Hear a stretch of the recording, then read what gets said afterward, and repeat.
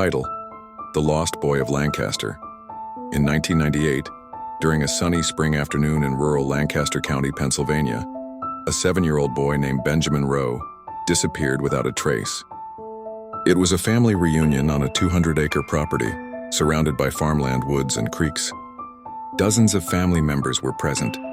Benjamin had been playing hide-and-seek with his cousins when, at some point in the late afternoon, he vanished. At first, it seemed like a simple case of a child getting lost in the woods. Search parties were quickly formed. Police, firefighters, neighbors, and even helicopters scoured the area. They found no footprints leading away from the area. No torn clothing, not a single clue. The initial investigation focused on the surrounding terrain. Cadaver dogs were brought in. The creeks were dragged. Fields were searched in grid formation, but there was nothing. Days turned into weeks. Benjamin's disappearance devastated his parents. His mother, Marlene, never left the farmhouse again.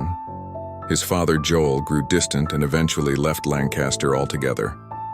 The family unraveled quietly and the community moved on, publicly at least. But the story of Benjamin Rowe never really left Lancaster. In 2013, a man named Curtis Rayburn, a convicted sex offender serving life in a Georgia prison, confessed to a prison chaplain that he had taken a boy from a field in Pennsylvania many years ago. He said he couldn't remember the name, but he remembered the red barn, the church bells in the distance, and a white plastic chair near the creek. He claimed he buried the body near an old silo but couldn't remember where. Authorities reopened Benjamin's case. They flew to Georgia to question Rayburn. But by the time they arrived, he was dead, a heart attack. He never gave a name, and without forensic evidence, the confession remained circumstantial.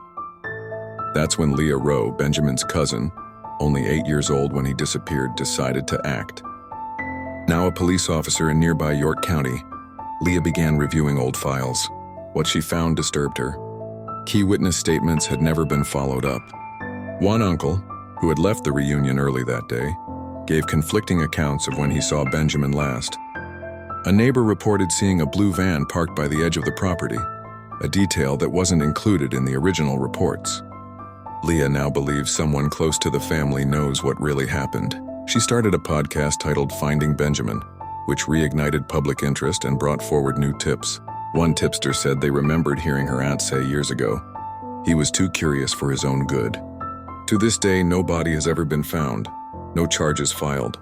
But the story continues to haunt the people of Lancaster, and Leah won't stop until she knows who took her cousin and why.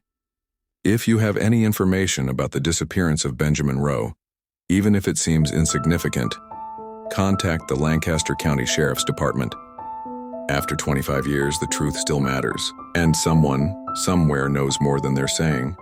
Subscribe for more true stories that deserve answers. Justice may be delayed, but it doesn't have to be denied.